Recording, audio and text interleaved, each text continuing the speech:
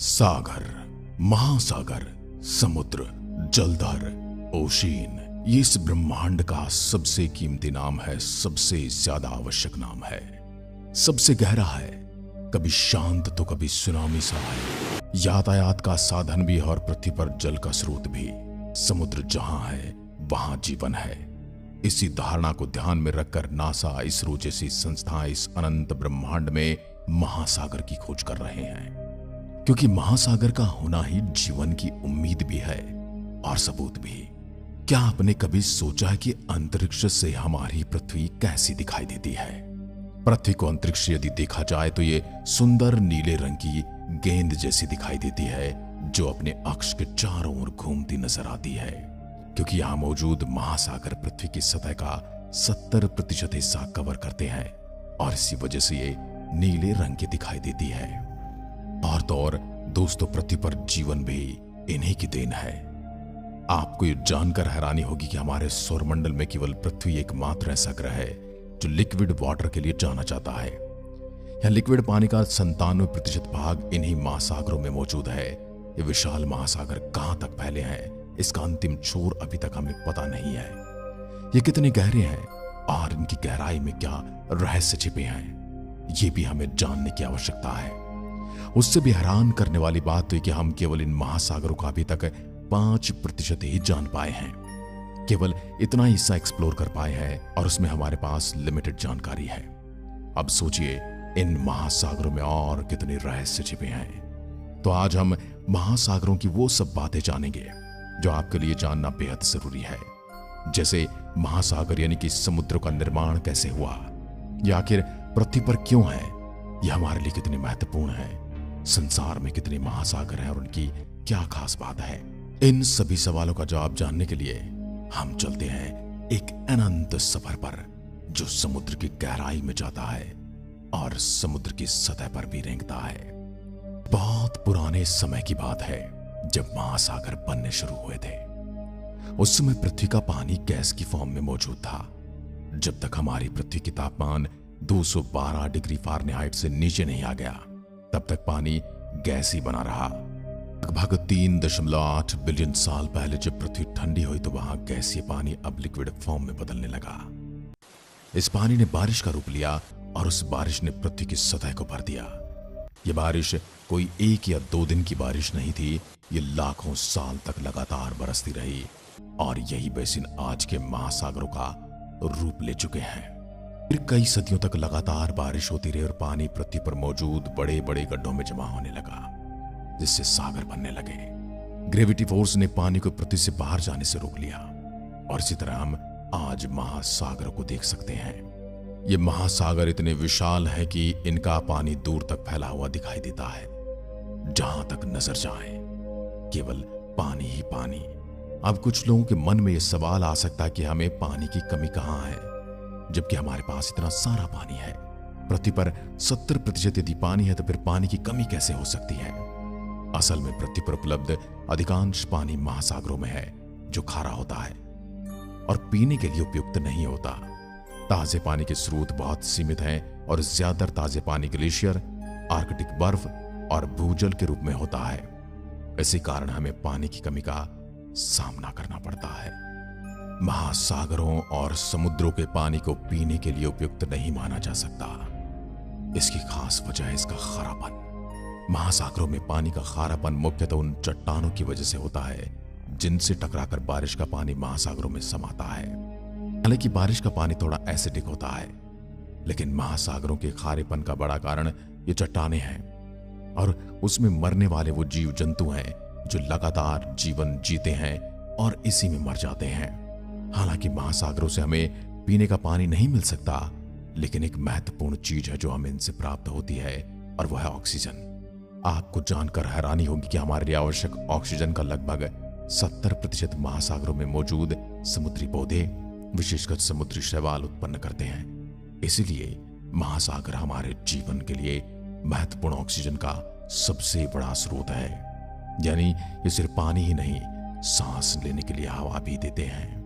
साथ ही ये समुद्र की ओशियन पृथ्वी को गर्म बनाने में सहायता करते हैं। यदि पृथ्वी पर आज महासागर नहीं होते तब तक की पृथ्वी एक बर्फ की चट्टान की तरह हमें दिखाई देती है, क्योंकि सागर और महासागर ऐसी वाटर बॉडीज होती हैं जिन्हें अक्सर एक ही समझा जाता है, जबकि असल में सागर तो महासागर का एक छोटा सा हिस्सा है और सारे सागर वहां पाए जाते हैं जहां महासागर और पृथ्वी मिलती है।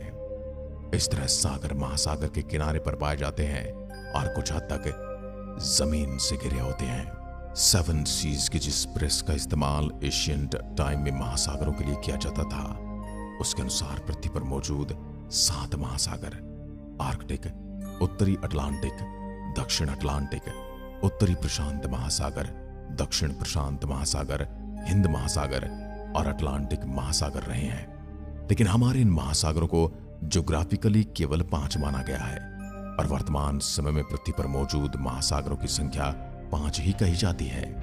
ये 5 हैं: पैसिफिक यानी प्रशांत महासागर, अटलांटिक यानी अंध महासागर, इंडियन यानी हिंद महासागर, सदर्न यानी अटलांटिक महासागर और आर्कटिक यानी उत्तरी ध्रुवीय महासागर। ये सभी महासागर एक दूसरे से कनेक्ट करते हैं और इन सभी ओशियन को मिलाकर एक ग्लोबल ओशियन यानी कि वैश्विक महासागर कहा जाता है। कहने का अर्थ यह है कि पृथ्वी पर एक वैश्विक महासागर है जिसके 5 हिस्से ये महासागर हैं, जिनमें सबसे बड़ा प्रशांत महासागर, फिर दूसरे नंबर पर आता है अटलांटिक महासागर, फिर हिंद महासागर, अंटार्कटिक महासागर और आखिर में आता है आर्कटिक महासागर, जो कि सभी समुद्रों और ओशियन में सबसे छोटा कहा जाता है। आइए अब एक एक करके इनके बारे में थोड़ा जान लेते हैं। तो पहले बात करेंगे प्रशांत महासागर की। संसार का सबसे बड़ा और सबसे गहरा महासागर प्रशांत महासागर। इसके पूर्व में उत्तरी अमेरिका और दक्षिण अमेरिका तथा पश्चिम में एशिया और ऑस्ट्रेलिया महाद्वीप स्थित हैं। उत्तर से दक्षिण की ओर ये महासागर आर्कटिक महासागर से अटलांटिक महासागर तक फैला हुआ है। भूमध्य रेखा इस महासागर को उत्तरी और दक्षिणी प्रशांत महासागर में विभाजित करती है। यह महासागर पृथ्वी की सतह का 1/3 से भी अधिक क्षेत्र यानी 30% से ज्यादा एरिया घेरता है। इसकी कुल क्षेत्रफल 165.2 मिलियन वर्ग किलोमीटर है। प्रशांत महासागर का नाम लगभग 750 साल पहले अस्तित्व में आया। यह बाहर से दिखने पर एक शांत महासागर प्रतीत होता है। इसकी औसत गहराई 3800 मीटर यानी 12,467 फीट है। इस महासागर में इतनी अनगिनत चीजें छिपी हुई हैं कि जानकर आश्चर्य हो सकता है। जितनी चीजें तो समुद्र मंथन के समय भी नहीं निकली होंगी। इसके किनारे पर भूकंप और ज्वालामुखी का क्षेत्र मौजूद है। साथ ही यहाँ 25,000 द्वीप भी स्थित हैं। इसलिए इसे सबसे अधिक द्वीप वाला महासागर भी कहा जाता है। इस महासागर में कई द्वीप समूह हैं, जिनमें फिजी द्वीप समूह और हवाई द्वीप समूह शामिल हैं। दुनिया की सबसे बड़ी कोरल रीफ ऑस्ट्रेलिया में है, जो प्रशांत महासागर में स्थित है और यह 2000 किलोमीटर से भी अधिक लंबी है। कोरल रीफ कई समुद्री जीवों का घर है और यह केवल उष्ण कटिबंधीय पानी में ही विकसित होती है। लेकिन जलवायु परिवर्तन के कारण पिछले 30 सालों में दुनिया की 50% कोरल रीफ लिप्त हो चुकी है। इससे समुद्री जीवन पर खतरा मंडराने लगा है। इस महासागर का पानी भूमध्य रेखा के पास गर्म रहता है, जबकि ध्रुवों के नजदीक जाते जाते यह पानी जमने के बिंदु तक पहुंच जाता है और यहां पर बहुत ठंडा पानी है। गर्म पानी में भरपूर समुद्री जीवन मौजूद है। इस ओशियन में न जाने कितने समुद्री जीव रहते हैं जो जीरो लाइट, क्रशिंग प्रेशर और ऐसी कठिन परिस्थितियों में रहते हैं, जो समुद्र की गहराई में जहां प्रकाश की बूंद तक नहीं पहुंचती वहां अपना जीवन जीते हैं, जिसमें इंसान तो सरवाइव करने की सोच भी नहीं सकता। इंसान तो क्या, बड़ी से बड़ी पनडुब्बी भी यहां पर सरवाइव नहीं कर सकते।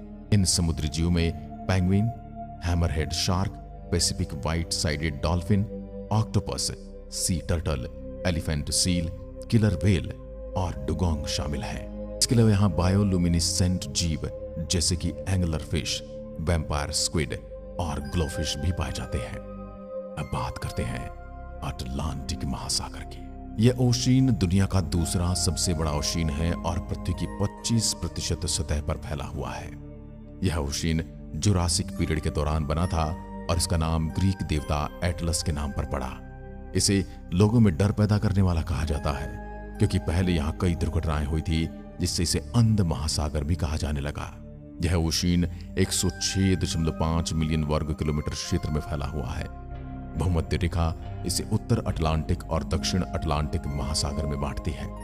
इसमें 5 प्रमुख महाद्वीप शामिल हैं: एशिया, यूरोप, अफ्रीका, उत्तरी अमेरिका और दक्षिण अमेरिका। इसके साथ ही 133 देश और क्षेत्रों की सीमाएं इस महासागर से लगती हैं। यह ओशियन वेस्ट में नॉर्थ और साउथ में अमेरिका के बीच में मौजूद है और ईस्ट में यूरोप और अफ्रीका के बीच में है। अटलांटिक ओशियन पहला ऐसा ओशियन है जिसे एयरप्लेन और शिप से क्रॉस किया जा चुका है। इसकी एवरेज डेप्थ 3,339 मीटर है और इसका ग्रेटेस्ट डेप्थ मिल्वॉकी द्वीप है और यह 8,605 मीटर की गहराई पर मौजूद है। इस ओशियन में एक अंडर वाटर माउंटेन रेंज भी मौजूद है जिसे मिड अटलांटिक रिज भी कहा जाता है। दुनिया की दूसरी सबसे बड़ी बैरियर रीफ मेजो अमेरिकन रीफ भी इसी महासागर में मौजूद है। अटलांटिक महासागर में भी काफी सारे आइलैंड मौजूद हैं, जिसमें कुछ फेमस नामों में बहामास, कैनरी आइलैंड, अजोरिस और ग्रीनलैंड। ग्रीनलैंड इस पूरी पृथ्वी का सबसे बड़ा आइलैंड है। इस महासागर का पानी भूमध्य रेखा के पास जाते जाते 28 डिग्री सेल्सियस तक गर्म हो जाता है, जबकि पोलर क्षेत्र में इसका तापमान -2 डिग्री सेल्सियस तक पहुंच जाता है। इस महासागर में डॉल्फिन से लेकर सी टर्टल तक बहुत सारे समुद्री जीव पाए जाते हैं, जैसे humpback whale, sea lion, starfish, catfish, Atlantic ghost crab, penguin, grey Atlantic seal, great white shark, manta ray, narwhal, blue whale, seahorse और कई शार्क की प्रजातियां। इस महासागर की चौड़ाई सबसे अधिक ब्राजील और सिएरा लियोन के बीच है, जो 2,848 किलोमीटर है। इसमें अमेजन, मिसिसिपी, कांगो और नाइल जैसी बड़ी नदियां बहती हैं, इसलिए इसे थर्स्टी ओशियन भी कहा जाता है। साउथ अफ्रीका के तट पर अटलांटिक महासागर में समुद्र की सतह में हीरे पाए जाते हैं, जिसे बरमुडा ट्रायंगल में कई हवाई जहाज और जहाज मिस्टीरियसली गायब हो गए, वो भी इसी ओशियन में जगह है। साल 1912 में टाइटैनिक जहाज भी इसी समुद्र में समाया था। दुनिया में सबसे समृद्ध ओशियन अटलांटिक ही माना जाता है।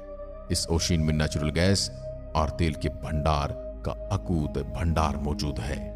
हिंद महासागर, इस महासागर का नाम इंडिया के नाम पर इंडियन ओशियन रखा गया, जिसे पहले ईस्टर्न ओशियन या ईस्टर्न स्टार कहा जाता था।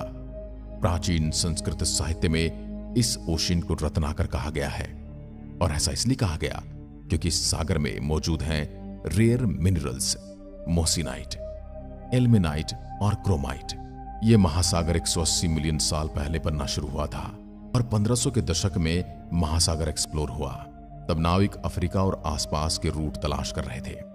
यह ओशियन अर्थ सरफेस पर मौजूद वाटर का 20% है और 70.56 मिलियन वर्ग किलोमीटर एरिया तक फैला हुआ है। यह ओशियन अफ्रीका और ऑस्ट्रेलिया के बीच में मौजूद है। जियोलॉजिकली इसे यंगेस्ट ओशियन भी कहा जाता है। इसका साइज यूएस के साइज के लगभग 5.5 गुना के बराबर है। यह ओशियन 18 एशियन देशों, 16 अफ्रीकन देशों और 57 आयरलैंड ग्रुप को कनेक्ट करता है। इस ओशियन के उत्तर में ईरान, पाकिस्तान, भारत और बांग्लादेश है। इसके पूर्व में मलय प्रायद्वीप, इंडोनेशिया का सुंडा आइलैंड्स और ऑस्ट्रेलिया है। दक्षिण में अंटार्कटिका है और पश्चिम में अफ्रीका और अरब प्रायद्वीप हैं। इस समुद्र की चौड़ाई सबसे ज्यादा वेस्टर्न ऑस्ट्रेलिया और अफ्रीका के पूर्वी तट के बीच में है, जो कि 1000 किलोमीटर है। हिंद महासागर में प्रमुख महासागरों के कुछ सीमांत सागर हैं। उत्तर में इंग्लैंड वेस्ट सी और फारस की खाड़ी है। नॉर्थ वेस्ट में अरब सागर, नॉर्थ ईस्ट में अंडमान सागर है। अदन और ओमान की बड़ी खाड़ी इस महासागर के नॉर्थ वेस्ट में है, तो बंगाल की खाड़ी नॉर्थ ईस्ट में मौजूद है। इस समुद्र के कई सारे अंडर वाटर वॉल्केनोज हैं, हालांकि अब एक्टिव नहीं हैं। भूमध्य रेखा के पास तटीय क्षेत्रों में इस समुद्र का तापमान 28 डिग्री सेल्सियस या उससे कहीं ज्यादा पहुंच जाता है। इसलिए बाकी महासागरों की तुलना में यह महासागर समुद्री जीवन के अनुकूल नहीं है, और इतना ज्यादा तापमान होने की वजह से ही यह समुद्र संसार का सबसे गर्म महासागर भी है। इसमें टर्टल, सील और सी काऊ जैसी खतरनाक स्पीसीज पाई जाती हैं। इस ओशियन में ऑक्सीजन की मात्रा सबसे कम पाई जाती है, और यह भी एक कारण है कि इस महासागर में जीवन बहुत कम पाया जाता है। हिंद महासागर की औसत गहराई 12,990 फीट है और इसका सबसे गहरा पौंध जावा ट्रेंच है जो कि 7,500 मीटर गहरा है। सिंधु नदी, गोदावरी, ब्रह्मपुत्र जैसी बड़ी नदियां इस महासागर में समा जाती हैं। इस महासागर के किनारे पर मौजूद कुछ तटीय शहर हैं जिसमें मुंबई, कोलंबो, सिंगापुर, डरबन, साथ ही मुंबई, चेन्नई, कोलकाता, कोलंबो, डरबन, जकार्ता और मेलबर्न जैसी ओशियन के प्रमुख बंदरगाहें हैं। उत्तरी हिंद महासागर ऑयल ट्रांसपोर्ट का सबसे महत्वपूर्ण रूट है क्योंकि यह एशिया को मिडिल ईस्ट की ऑयल रिच कंट्री से जोड़ता है। दुनिया की ऑयल सप्लाई का 40% इसी समुद्र की गहराई से मिलता है और तेल में दुनिया के समुद्री व्यापार का 80% से भी ज्यादा व्यापार इसी समुद्र के जरिए होता है। अन्य 4 महासागरों की तुलना में ये ओशियन जमीन से घिरा हुआ है क्योंकि इसके नॉर्थ में एशिया।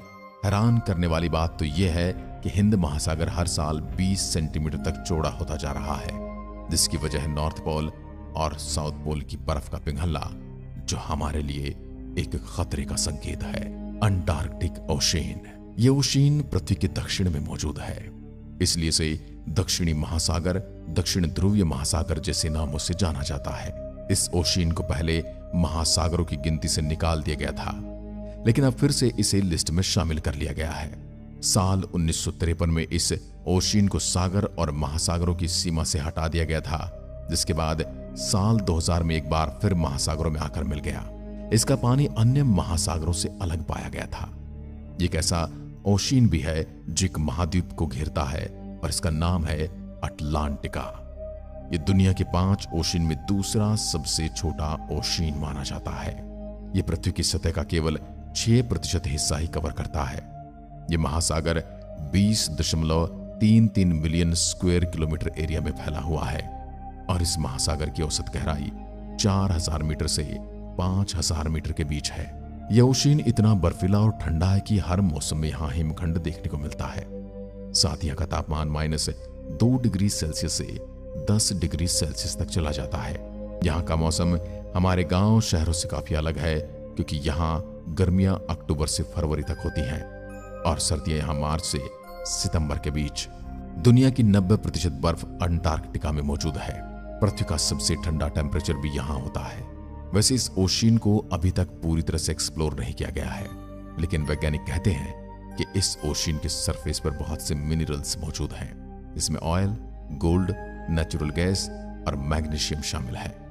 हर साल यहाँ 50,000 से भी ज्यादा टूरिस्ट आते हैं और यहाँ कई नौका दौड़ भी आयोजित की जाती हैं। अंटार्कटिका ओशियन एक ठंडा समुद्र है।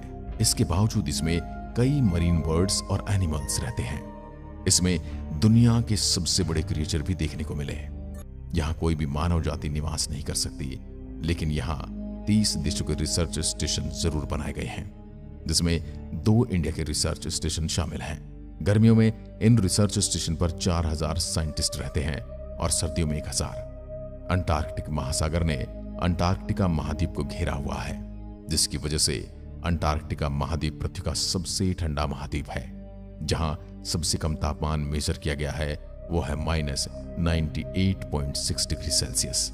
न तो कभी बारिश होती है और न कभी बर्फ गिरती है, इसलिए कॉन्टिनेंट सबसे ड्राई कॉन्टिनेंट है। इसी ड्राइनेस की वजह से अंटार्कटिका को दुनिया का सबसे बड़ा डेजर्ट भी कहा जाता है। ये 5.5 मिलियन स्क्वायर माइल्स का एरिया कवर करता है। ये कॉलर डेजर्ट है और आपको जानकर हैरानी हो सकती है कि सहारा रेगिस्तान में इस महाद्वीप की तुलना में ज्यादा बारिश होती है। आखिर में बात करेंगे संसार के 5वें बड़े सागर, उत्तरी ध्रुव महासागर की। यह महासागर 5 महासागरों में सबसे छोटा और सबसे उथल पुथल है।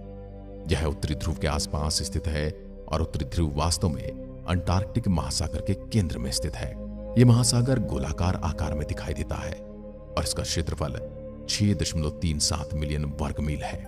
यह महासागर पृथ्वी की सतह के 3% से भी कम क्षेत्र को कवर करता है।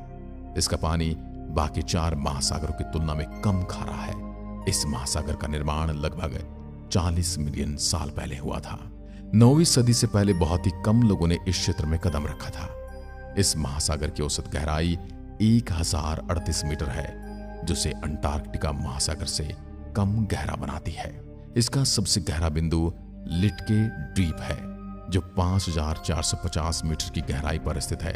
इस महासागर में गहरी खाइयां और कुछ रिज भी हैं, जिनमें सबसे बड़ा रिज लोमोनोसोव रिज है।